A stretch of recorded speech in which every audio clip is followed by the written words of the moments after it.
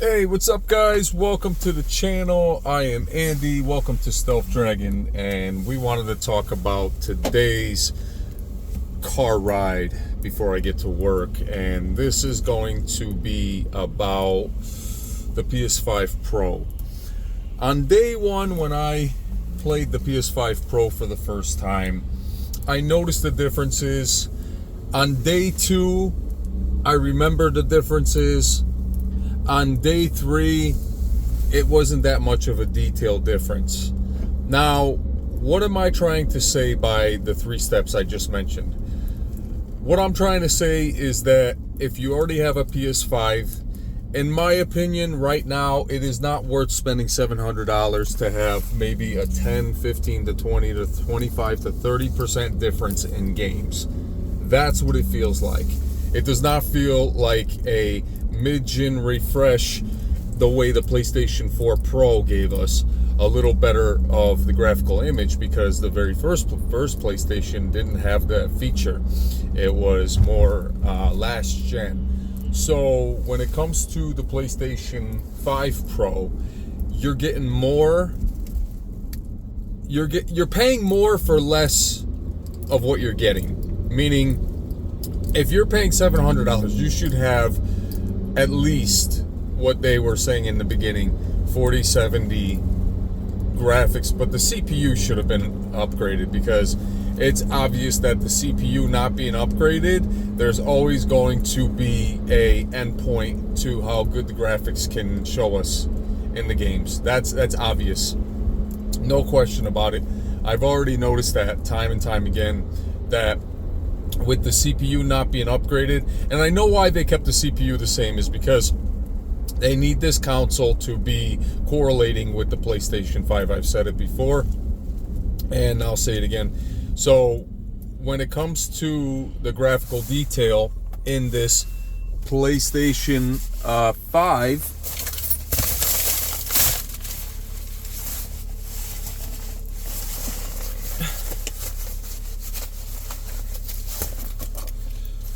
what I'm noticing is that the Pro is definitely more sharper in the image, but not by a long margin. It's very minute.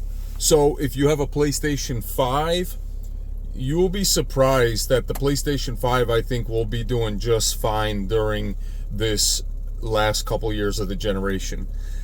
And I bought the PlayStation 5 Pro because I'm excited about PlayStation. Not anymore, because they're not giving us what we want. I wasted $750 on it, plus with all the other stuff. I got it for us as a community because we game and you want to have the best version of the gaming in mind. So I got it for us as a community. Now, I am not a fan of the PlayStation 6 coming out and not being that much of a difference of the PlayStation 5 Pro. That would be unacceptable, and at that point it will be time for a better PC. But right now, everything's going to cost so much money, and if we could have a good start for next year, maybe I'll consider some things. But right now, I'm not considering nothing, because everything's just so expensive these days. So the PlayStation 5 Pro, in my opinion, I adjusted all the settings. You have to adjust your sound settings for the 3D audio profile. You have to adjust that, because when you adjust it, it gives you better sound, footsteps, environment detail. It gives you better sound. That's important. When you have better sound, it's just better overall for the game, period. So the better sound is better for the game, period. That's what I gotta say about the features in the PlayStation 5 Pro. You have 2 terabytes already in the PlayStation 5 Pro, and that is a generous thank you. But at the same time, for the price you're paying for the couple things that it's offering, who knows, maybe in the future it will wow me. But as of right now, it reminds me of like the 4K 8K battle, where the 4K is just fine and the 8K is maybe slightly a little bit better. You have to really try to find it. And you have to have an 8K TV. So that's kind of the similarities to the PlayStation 5 and the PlayStation 5 Pro. The PlayStation 5 can handle 4K, I think, pretty fine. And then the PlayStation 5 Pro is, you're going to notice that little bit of difference. Is it worth the money? I don't think so. I don't think it's worth the money, because if it was worth the money, then I think more and more people would buy into it. It would have sold out everywhere, and it was a big bummer because the 30th anniversary would have been nice to have. But I even think after a while, the 30th anniversary, when you have your console, you're not really looking at it at all times. You're just gaming. So you would kind of grow old of it, and it wouldn't be that much of a big difference. So the way Sony handles these things is nothing short of failure. Nothing short of failure. And that's what I'm going to say. Am I enjoying my PS5 Pro? Yes, I'm enjoying my PS5 Pro. Do I feel like it's that much of a difference from my PS5? Absolutely not. Absolutely not. If they didn't announce the PS5 Pro, I don't think we would be too concerned about the little things, because we're just too busy trying to win games and just enjoy the gaming aspect. So my advice to you guys, after testing out the PS5 Pro, I remember when I first tried it, I gave it a 9 out of 10. I'm going to bump it down to about an 8.5. Now, I know they gave it a 7, because a 7 is just underwhelming. That's pretty much what that number is. So I give it an 8 to an 8.5. And that's going to be my decision, my opinion. For everybody that really listens to this video and takes what I say seriously, if you already have a PS5, you do not have to go out there and buy a PS5 Pro. If you want to get a PS5 Pro because you notice the sharpness difference, go for it. But if that's all you're noticing and you don't really notice like such a difference that you have to have it, it's almost like you just want to get it because it looks a little better. After a while, that looking a little better joy that you have will die down, and then you will feel as though it's the same console, but you know you're gaming on the Pro. So with the Pro, I enabled 2 modes. I don't think they added the boost mode yet. If they did, I don't see the boost mode. That's something they may add, but I didn't see the option. So the boost mode is something I really want to get into, because I feel as though the boost mode will probably give a little more of a boost in games. In my opinion, that's what I feel like. It's gonna give a boost in games.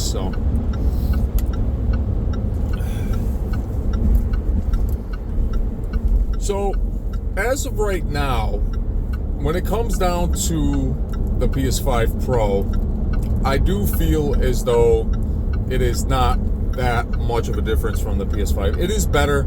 It is better for us as gamers, consuming the game, enjoying it, but it is not better in terms of having a major upgrade, having a major step up to mid-gen, because it's really not. And a lot of people, half of the people on YouTube that have a brain, except for me, that will just say, you know what, there's not really that much of a difference.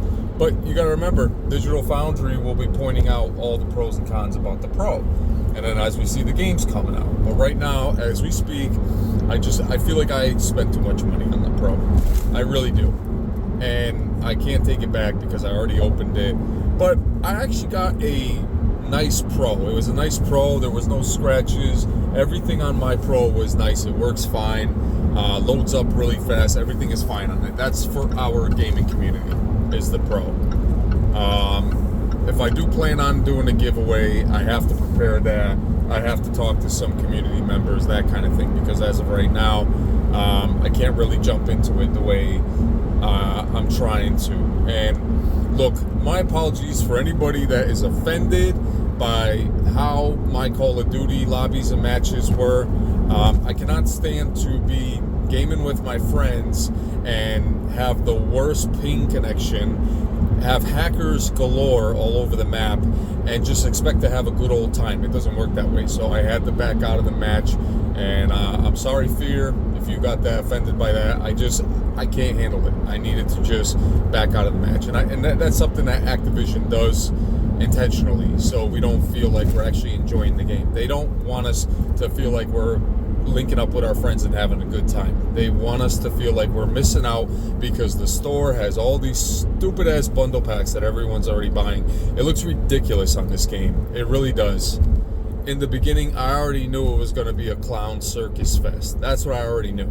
But now it's becoming more and more horrific to even look at, because season 1 just turned into a Fortnite. You're mixing it with, and I know Microsoft has a lot of influence in the skins too, because I don't think at Call of Duty we've seen such grotesque images of the soldier with veins and blood coming out of them and all that stuff. Yeah, if you think that's cool, fine, get it, okay? But you're just wasting a lot of money on the regular. You're just wasting a lot of money, and I choose not to waste any more money anymore. I choose not to waste any more money. It's not worth it for me. It's not. It's a cash grab for Activision. Microsoft is already a $1 trillion company. Activision, before they were bought by Microsoft, were already a billions and billions of dollar company. They have plenty of money. Stop giving this corporation money. They do nothing to make our lives better. You don't even see your skin pack. You don't see anything. You see your camo. So to level up your camos, yeah, that's free. That should be included with the bundle packs, okay? So at the end of the day, if I'm going to pay $30, give me the dark matter. Why do I have to grind through the stupid hell of it? Just give me the dark matter so I can enjoy it and achieve something for $30, okay? That's how I look at it as, because I don't need anything else. Now, the lobbies. The moment you get into a couple lobbies that are, you're doing good, you're doing great. Now you're in lobbies that you know are hackers, or they have better internet connection. Everything is just a broken mess. I don't know how many times I've reported people and found out that those people are not hacking. They just are either better or just have a better connection. I don't know what it is, or it's Activision manipulating them on their team for them to win the match. So no matter what you do, you cannot win the match. That's just how it is, okay? End of story. Now, when it comes to the PS5 Pro, we should have gotten a DualSense Edge controller with the console. I feel like when I opened up the PS5 Pro and I pulled everything out, I felt cheated. I felt like I was betrayed. The money that I spent and what I got, I don't think it was the right time to buy the Pro. To be honest with you guys, I could have waited and just enjoyed my PS5. Honestly, now I know, and I made a sucker move, because I'm not going to go return it. I can't return it. That's how GameStop is just pathetic. You can't return it once it's opened. I probably will buy my games somewhere else, because at this point, I just don't like how everything is handled anymore with technology that we buy. Everything is a quick cash grab, and then when it comes to trying to get your money back, you cannot. So, very, very bad. Very, very, very, very bad move on that part. As of right now, I am going to enjoy Call of Duty Black Ops 6. I will not buy any bundles. I will not buy anything. No battle pass, none of that sorts. If I win and earn something, it is out of my blood, sweat, and tears, not out of my wallet. Okay?